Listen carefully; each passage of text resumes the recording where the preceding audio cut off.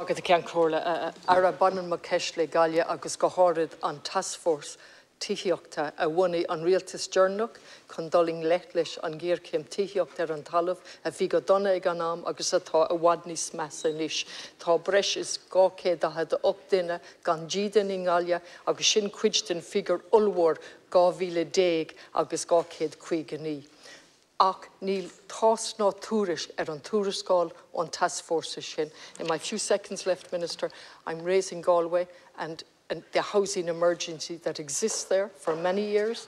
And in view of that, the last government set up a task force in 2019. 4 years later, not a sign of a report.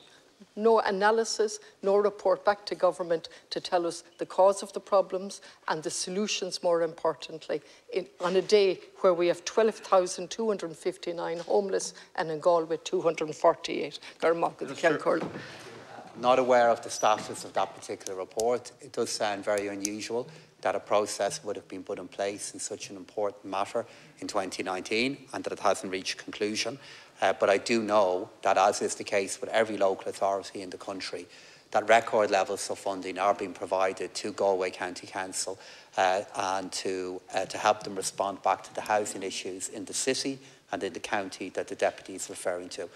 We do know, Deputy, the human cost of the inability to provide housing in the way we all want.